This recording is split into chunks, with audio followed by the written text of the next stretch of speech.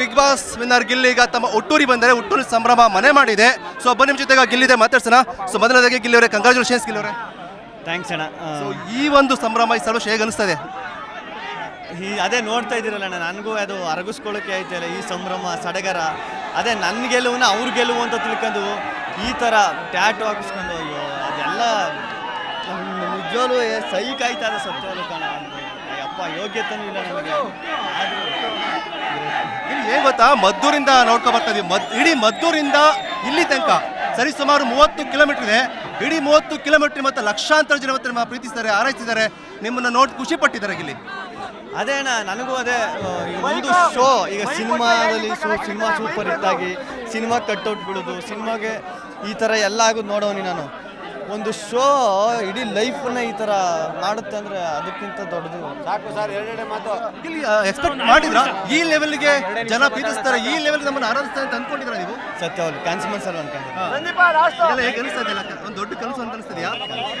ಇನ್ನೂ ಕಲಿಸ್ತಾರನೇ ಫೀಲ್ ಆಯ್ತಾ ಇದೆ ನನಗೆ. ಬಿಗ್ ಬಾಸ್ ಹೋದಂಥ ಸಮಯದಲ್ಲಿ ಒಂದು ಹೇಳ್ತಾರೆ, ಫಸ್ಟ್ ವೀಕ್ ಹೇಳ್ತಾರೆ ಈ ಸಲ ಗಿಲ್ಲಿನ ವಿನ್ ಆಗೋದಂತೆ ಇಡೀ ಕರ್ನಾಟಕ ಮಾತಾಡುತ್ತೆ, ಇಡೀ ಕರ್ನಾಟಕ ಹೇಳುತ್ತೆ. ಸೊ ಅದಲ್ಲ, ಅದೇ ನನ್ನ ಪುಣ್ಯ ಅಣ್ಣ. ಎಲ್ಲರೂ ನನ್ನ ಒಂದು ಟ್ರೋಲ್ ಆಗಿದ್ದು ನೋಡಿಲ್ಲ, ಒಂದು ನೆಗೆಟಿವ್ ಆಗಿದ್ದು ನೋಡಿಲ್ಲ. ಎಲ್ಲರೂ ಅಷ್ಟೊಂದು ಪ್ರೀತಿ ಕೊಟ್ಟಾಗ ಬಾಯಿ ಮಾತ್ರ ಹೇಳೋಕ್ಕಾಗಲ್ಲ. ನಿಮ್ಗೆ ಒಂದು ವಿಚಾರ ಗೊತ್ತಿಲ್ಲ ಅಂತ ಅಂದ್ಕೊಳ್ತೀನಿ. ಯೋಧರು ಗಡಿಲಾಂಡ್ ಕಾಯ್ತಾ ಇರ್ತಾರೆ. ಯೋಧರು ಒಂದು ಮಾತು ಹೇಳ್ತಾರೆ, ನಾನು ಗಿಲ್ಲಿಂದ ತುಂಬಾ ಖುಷಿಯಾಗಿದ್ದೀನಿ, ಈ ಚಳಿಲಿ ಕೊರೆಯೋ ಚಳಿ ನಾನು ಖುಷಿ ನಗ್ತಾ ನಾನು ಗಿಲ್ಲಿ ಕಾರಣ ಮಾತು ಹೇಳ್ತಾರೆ. ಅಂತ ಯೋಧರು ಸಪೋರ್ಟ್ ಮಾಡಿದ್ದಾರೆ, ಫಾರಿನ್ ಸಪೋರ್ಟ್ ಮಾಡಿದ್ದಾರೆ, ಚಿಕ್ಕ ಮಕ್ಕಳು ಸಪೋರ್ಟ್ ಮಾಡಿದ್ದಾರೆ. ಅವ್ರಿಗೆಲ್ಲ ಏನು ಹೇಳ್ತೀರಾ?